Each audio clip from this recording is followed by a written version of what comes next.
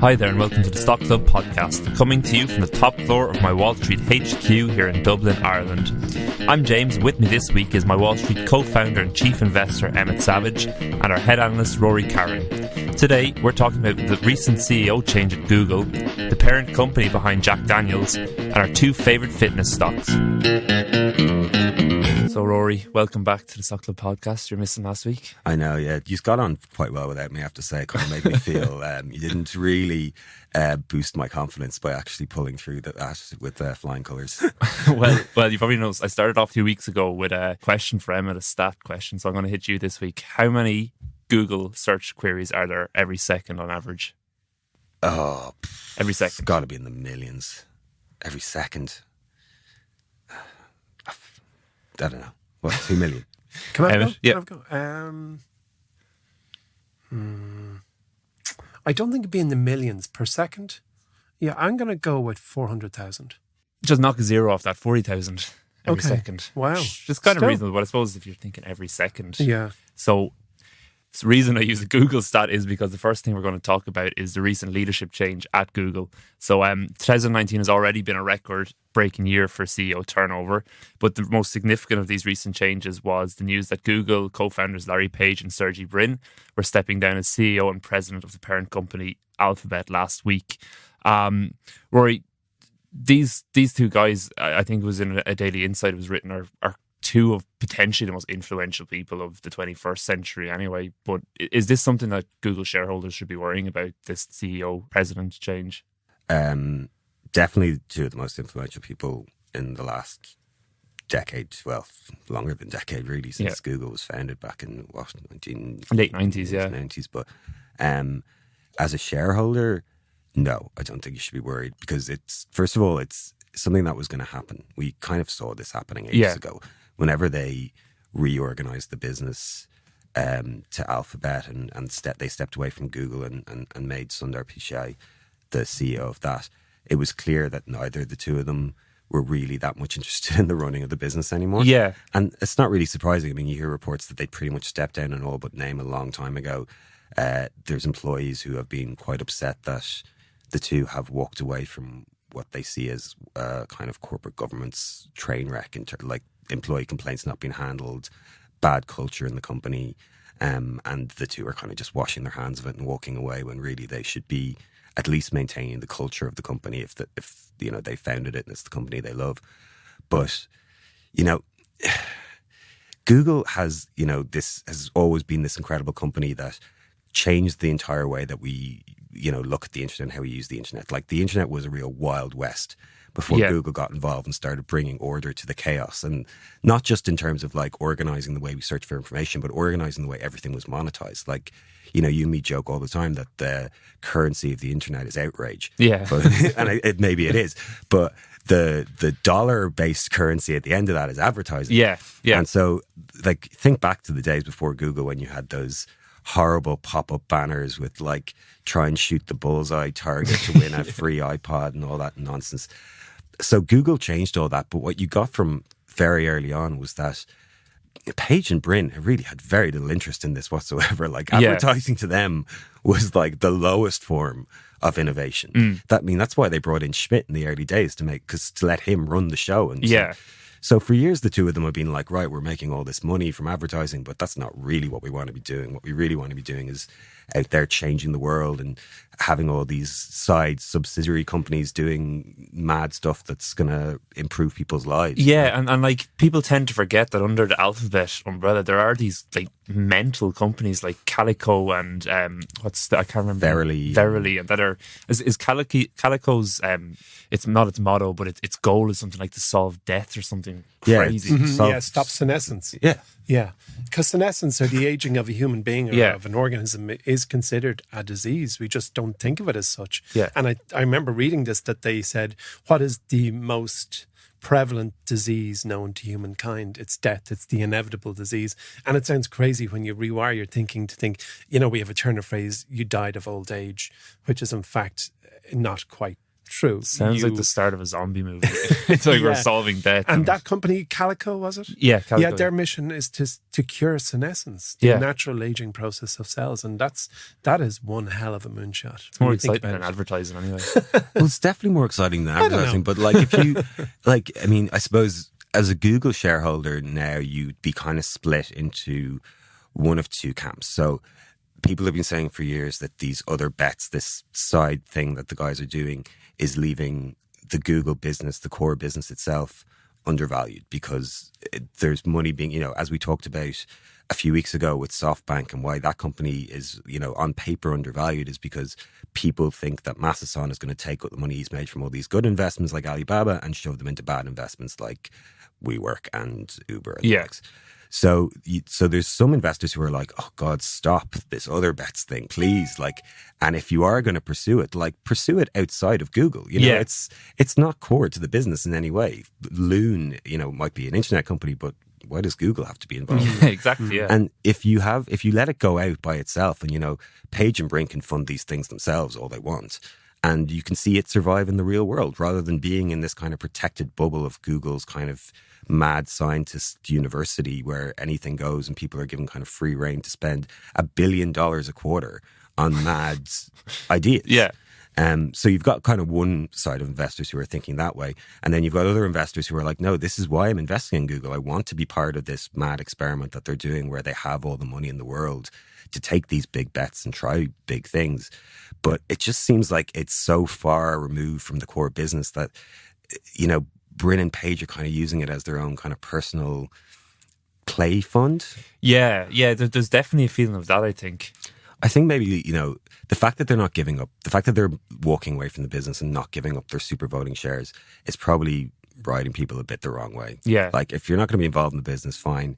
Then just, stay on the board all you want and take the huge salary and the money that you're going to make, the billions of dollars that you've created, and go off and do new things if you want to do them. That's no one's stopping you. It kind of fuels the other argument I've seen quite a lot since this happened, in that it's just that they aren't bothered with all the hassle that's going on with Google at the moment. You mentioned there's been numerous reports of a really bad company culture emerging at Google. They're obviously in the crosshairs of regulators. Larry Page famously didn't show up in front of Congress when people like Jack Dorsey did. And it kind of seems that, maybe in their eyes, Google is becoming a bit too much trouble for what it's worth. So they're just kind of stepping back from the spotlight. Bryn and Page will never sit in front of a committee. They have absolutely no interest in being in the spotlight like that. They never have. So them moving away from that is, definitely part of it is that they don't want to be involved with regulation. So what about, well, he was already, I was going to say new CEO, but he's not really the new CEO, but newly promoted higher up CEO, Sundar Pichai. What do we think of him? He's great. I mean, he comes across as a very intelligent, soft-spoken, knows the business kind of CEO. The fact that he's been appointed the CEO of the whole business now might be an indication that they are moving back a bit towards the primary business. The core business. The core business. And by the way, the core business is still huge. It's not like it's just advertising. They've got Android, they've got Maps, they've got YouTube. It's a huge, sprawling business and they're talking about ambient computing now and hardware and voice assistants and everything. So there's enough on their plate. It's not like they're pigeonholed. Yeah, they're not running out of ideas. We might just solve that now. One of the great big trends for 2020, which I know we'll talk about at another time, but one of the great big trends is self-driving. They reckon it's going to be the year of self-driving. And, this is a Google play. It's another wing to their business that you just see is just nearly there. Yeah. So speaking of CEOs, another CEO we haven't talked about in quite a long time is Elon Musk. There was a danger one time of this show becoming the Elon Musk show. But a few weeks ago, he hit the headlines again when he unveiled Tesla's new vehicle, the Cybertruck. So this is the company's first electric vehicle truck. And just for a bit of context, maybe for some of our European listeners, that trucks are actually one of the biggest selling categories of vehicles in the US. There was nearly 12 million sold in the US last year, the highest on record. And typically, in 2018, the top selling truck was the Ford F-150.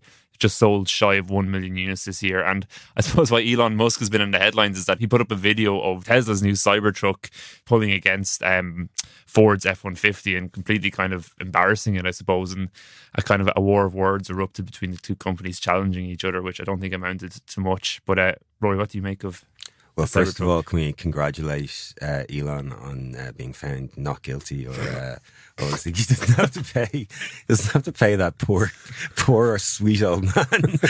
What was like $190 million the defamation? It was outrageously large. Yeah, sum, but I can't still, remember what the figures were, but it was completely fair. Like the things he said. But anyway, let's move on before we get sued. Yeah, that was such. I mean, yeah, I suppose there was a lot of there's a lot of talk about in that case, just in terms of like Twitter and what the future of defamation and libel is in the world when people just tweet outrageous things and pretend that they don't mean them. Going back to the Cybertruck, it's a good point to make that like over here we don't have trucks. Like they just don't. Not really. They have farmers, and that's about it. Farmers, tow bars. Yeah, farmers have trucks and construction workers have trucks, but like you'd never buy a truck as your kind of family vehicle. Yeah. No, wouldn't. So when you released the Cybertruck, and I think the first reaction was he's gone, he's lost it again. Yeah. Because it looked really, really strange. Straight out of Blade Runner, like. Actually, the producer of Blade Runner was very complimentary. Oh, was he? Yeah. I thought of the Homer Simpson car. Do you remember? I mean, this is going like very far in Simpsons folklore, but like when his brother owned a car company and he had a free reign to design anything he wanted. Yeah, and bankrupted the company. That was the first thing I saw. I think analysts as well kind of were like, a lot of analysts were saying, oh, GM and Ford, nothing to worry about here. But according to his last tweet, they've already sold 250,000, and that was about a week ago now, or even longer. Right. Yeah, and on those pre-orders it was $100 deposit, I think. So that's 25 million in the bank straight away on the pre-orders. Yeah, he does like juicing those pre-orders. Was it only $100? It seems like a very low deposit. That's what I found, it was. It was only $100. Really? Yeah. Oh well, let's not take it too seriously. You'd think he'd juice that a little bit more. He could have had $1,000 for a 30-40 grand truck. But like the thing is, it had to be outrageous, didn't it? Like Elon Musk can't release a basic truck. It has to be kind of like off the wall. Yeah. And we saw the first videos of it driving around there. It was him driving one around where he crashed into a bollard. The car didn't even really seem to notice. And it looks just outrageous, and like everyone who has one's going to be driving around thinking, "Look at me in this thing." I'm in my truck. I think it's going to be quite a winner for them. Yeah, like, I think so too. I think a lot of the stuff that happened with it, the pulling the Ford truck, was just stunts. Yeah, we also forgot to mention the bulletproof windows that weren't that bulletproof. I think he did that on purpose. Yeah. I'm convinced he did that on purpose. There's no way they would bring that out and do a live test without testing it. Yeah. That was meme generation 101. Elon loves his memes. It got spread all true. over Twitter because, and it's really not going to make that much of a difference in the sales of the car. Like, well, they have a long tradition of not spending money on advertising anything they make. True. So this is really, you might well be right. I never thought of that, Roy, that this was just part of the setup. I don't know if I agree, but I wouldn't be shocked if, in fact, they decided, let's smash a window. Well, I mean, when I was researching a Daily Insight for it, I came across there was a company that was hired by the Conservative Party in the UK recently. They're a New Zealand company, and I can't remember the name of them. But they had huge success in the most recent Australian elections, and their whole thing is to make really crap-looking memes about the political party. Like, honestly, like the worse the better. Like, use Comic Sans fonts, crazy colors, really bad Photoshop. And the whole thing is that the more outrageous they are, the more engagement there is, and the more they get shared, and the more impact they have. So that's a kind of dark and terrifying insight into the way the world is going. And I think Elon Musk is well aware of that. Oh, I think so. I think that was definitely part of the game plan. I think that company's Topham Gear in it. Topham Gear, that was it, yeah. Oh, really? Well, he says he doesn't do market research and avoids the daily news. So when you have the passionate founding CEO who basically is in don't talk to me and I'm not listening mode, you get the Cybertruck I actually think it's dead cool, and I think it's going to be a big hit. There's loads of great products that have been created with literally by totally ignoring market research. Yeah. Because when you conduct market research, all you're finding out is what people think they want. Yeah. But if you can create a really good product, you can change their mind and tell them what they want. Dyson was the famous example.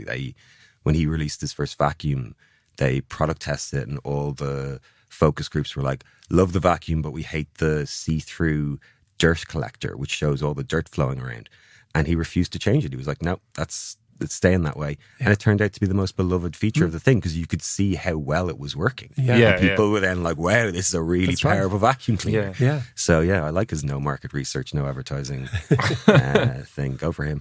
So we'll wait to see what unfolds with the Cybertruck. Let's move on to the company we never talk about. For this week's company we never talk about, Rory, you're going to talk about the brand, or the company behind the Jack Daniel's whiskey brand, Brown-Forman. Yeah, you kind of ruined my my big unveil. Your big reveal. My big unveil. I was going to talk about. You've probably never heard of this company. It's called Brown-Forman, but I guarantee you've heard about its main product, which is fidget spinners. No, it's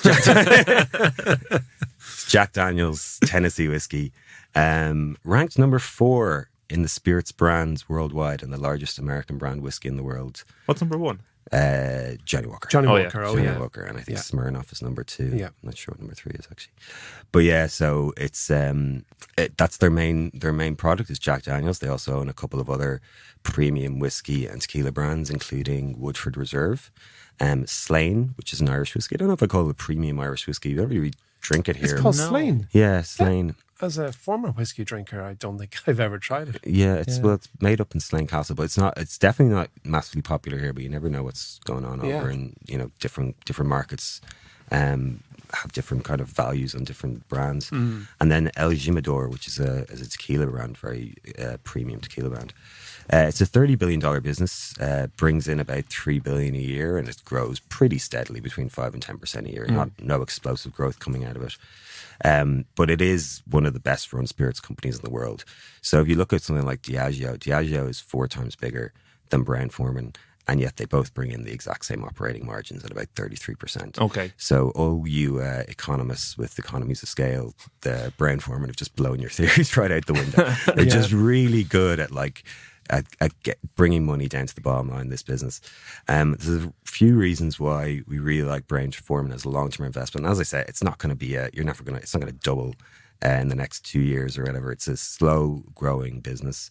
But the first is that they're very well positioned to benefit from a long-term trend in the world of alcohol, which we've talked about many times before, which is premiumization. So people are drinking a lot less these days, but they're spending more on it. So people are happily paying up for better quality spirits in particular, and that's the cocktail revolution has had quite a lot to do with that. But you're seeing it in both wine and beer as well. And the companies that are able to benefit from this are the companies that have those really strong brands in their portfolio. So, you think about the Johnny Walkers of the world, the Smirnoff Vodkas of the world, the Grey Gooses of the world. They're the ones that have the name brand recognition to launch premium products and to premiumize their brands to take advantage of this. So Jack Daniel's and definitely Woodford Reserve both would fit into this category. And the thing about whiskey in particular is that unlike other spirit brands, it does have very high barriers to entry. It's not like vodka or gin, which any distiller could make and have a batch out in the next year or 2. Yeah. Whiskey takes 5 to 10 to 20 years to make. And so if you're starting a craft whiskey brand, you need to be thinking 10, 20 years down the line, which is very hard in terms of the capital investment, knowing how much demands is going to be. And actually a lot of craft whiskey distillers here have actually started their own vodka and gin brands just to keep the company flowing while the whiskey matures. So it is a hard business to get into because there is a lot of risk and there's high upfront costs. So they're sort of protected from that craft spirit. Yeah, it's an economic moat of sorts. Definitely an economic moat of sorts. Another reason we like them is that in emerging economies, they do have this really strange fascination with American brands. And Jack Daniel's is an American as apple pie. It's the most iconic American spirit brand by far. Yeah. So I think they have really good international growth opportunities there. And finally, as I've said above, this is just a really well-run company. The return on capital invested is so high year after year. I think it's around 30%. And that's because they run that ship so tight. They divest underperforming brands very quickly. They focus on what they're really good at, investing in their big brands, especially Jack Daniels. And they've done things like really smart things, like bring out flavored bourbons and premium bourbons, which open up them to a whole new category of drinker, those who probably wouldn't have drank whiskey in the past. So at the moment, I think the stock's kind of flatlining a little bit with trade tensions and trade worries. Yeah, so things like Brexit as well, I think, have impacted. Or am I thinking of Diageo? I think you're thinking of Diageo, where they buy all their spirits from. Now, trade war is the main problem that they have at the moment, and a kind of worry that, you know, alcohol is cyclical. People tend to switch from dark spirits to light spirits and back and forth. That the cycle with whiskey might be coming to an end at some point soon. But I think if you look at emerging markets, whiskey is a very big category, they pay a very nice dividend and they're very good to shareholders. So, yeah, if you're into for one of a more kind of safe and steady stock, possibly even a bedrock stock, Brown-Forman is a good one to be involved in. So can I ask a question, Rory? Brown-Forman has a few different categories of shares. Brown-Forman A, Brown-Forman B, and then Brown-Forman, I guess, original. So can you describe or explain the difference in those different categories? It is a family-owned business. Yeah. So 2/3 of the voting power is held with the family, the Brown family. And that's the A-class shares that they own, which is why the B-class shares are the ones that are traded. So if you're looking up the ticker symbol for the stock that you would be owning, it's BFB. It's not the A shares, which is kind of a reversal. A lot of the times companies keep the B shares for the owners, and the A shares or the C shares listed for public consumption. Good. So that's Brown-Forman, up nearly 40% since we added it to the MyWallSt app. Speaking of the MyWallSt app, there's loads of exciting new things in the app at the minute, including December's stock of the month, and our brand new stock is coming on Monday, I think. Monday, Rory? Yep. Yeah. Don't forget to check out our daily insights on the home screen too.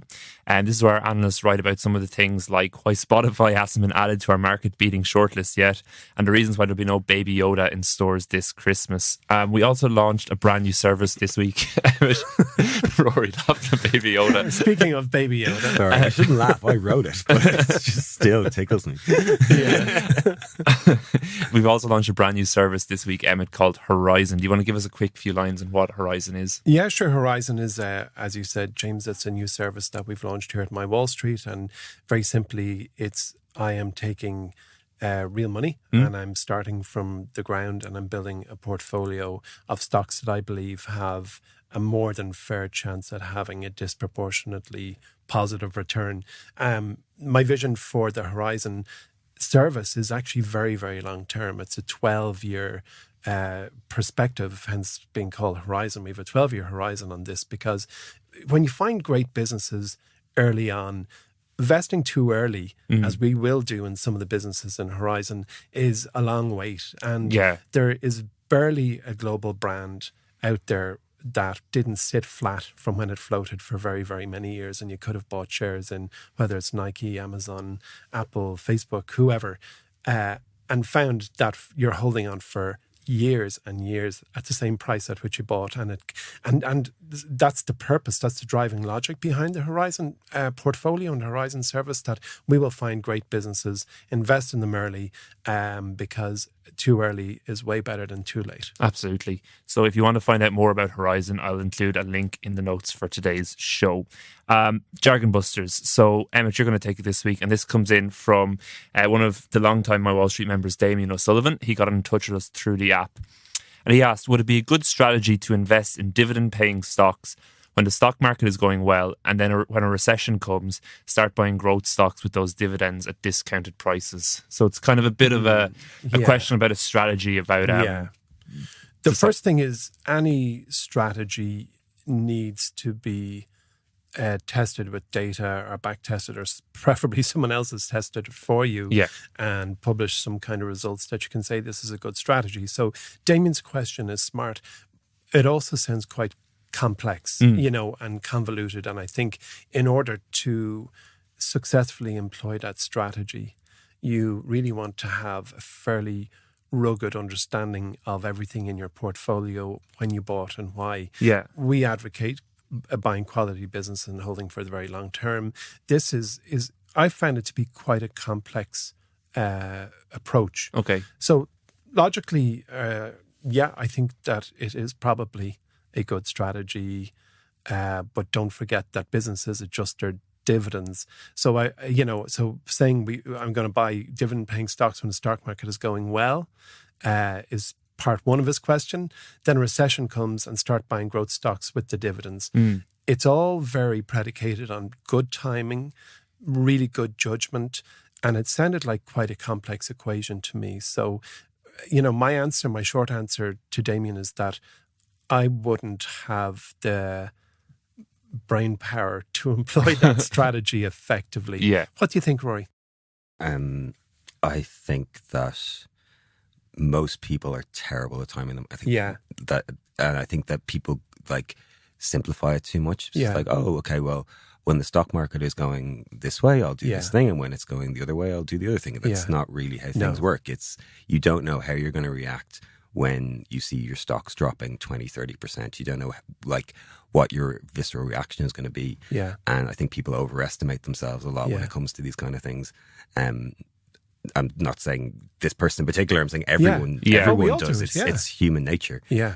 Especially if you haven't lived through something like it before, if you haven't seen your stocks drop like that before, you don't know what you're going to do. The chances are you're probably just going to sell and not get back in, or you're going to panic. And so, it's not a long-term strategy I would employ. I would always stick with what we say, which is just buy great companies and forget about the ups and downs. I'm with you there. You also have to be able to time the market the other way. That's the true, problem. exactly. So it's as you said, Rory. It's easy to time the market when you're looking at it retrospectively and go, there's where I should have bought growth stocks, and there's where I should have bought dividend stocks, and therefore that is a good strategy. But you're now overlaying macro market analyses alongside micro analysis of companies. So I agree with you. I just think it's far too complex a strategy to employ successfully. Okay, cool. Hope that was helpful, Damien. Let's move on then to our elevator pitch. So I have a really simple pitch for you guys this week. Pitch me fitness stock. Just any fitness stock at all. Emmett, I'll come to you first. Yeah, so I'm going to go with Planet Fitness. Cool. So as of the end of September, just gone, Planet Fitness had about 14 million members, about 1,900 fitness gyms in 50 states in Canada and Dominican Republic, Panama, Mexico, and a few other places. Planet Fitness is profitable, has a net profit margin of about 17%. And just a couple of weeks ago, it announced it was going to buy back $500 million worth of shares. The reason I like Planet Fitness is that it's going in the opposite direction of a great movement where people are buying very sophisticated equipment for their home. And it's for those people who go, look, I'm willing to drop 10, 20, 30 bucks a month because I don't want to have that equipment. Yeah. So Planet Fitness would be the fitness stock that I pick. Cool. It's Planet Fitness. Rory, what fitness stock are you going for? Well, I'm going to go totally opposite. I'm going to go with a company that's, I think, has gotten quite a lot of unfair negative press, and certainly one that it's one of those businesses that I think a lot of people, I think a lot of people misunderstand. Maybe I misunderstand it, and maybe they're right, but it's still early days. That company is Peloton. I think it's been kind of shoved off as kind of a fad. That the cost of the bikes are just outrageous.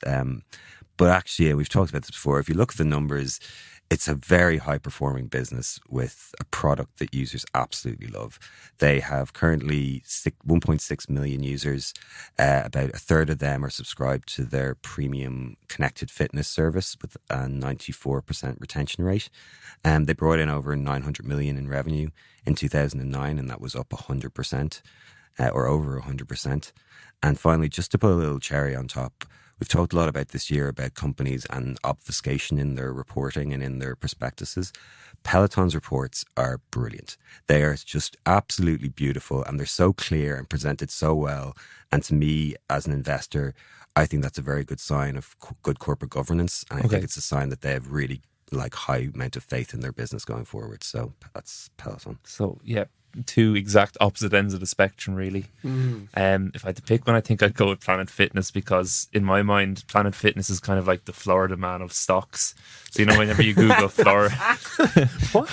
So whenever you Google Florida man, some crazy news story comes up about a guy in Florida. And I have Google alerts set up for all the companies in our showroom, and every week when I'd failed, something nuts has happened at Planet Fitness. What was that famous one, Rory, about? And this is an investment thesis? Yeah, exactly. I'm sorry, I didn't know we could do those things. I didn't know that was allowed. There you have it, the best investment the advice. Florida Man of Fitness. Invest in Planet Fitness, because every week there's some mad story about someone going in. Was the guy who got totally naked or Yeah, something? because it's a no judgment zone. Like, he argued that you can't judge. So we'll leave it at that. That's about it from this week's Stock Club. Don't forget about all the great new stuff in the MyWallSt app at the moment, and to check out Horizon. If there's anything you want us to discuss or explain on the next episode, please make sure to get in touch on Twitter. That's at MyWallStHQ, or email us at pod@mywallstreet.com. That's pod@mywallstreet.com. Don't forget to subscribe, and if you're enjoying the podcast, please leave a review on whatever podcast platform you listen to us on. It really, really helps us out. That's it from us here today. We'll talk to you in 2 weeks for our final episode of 2019. Happy investing.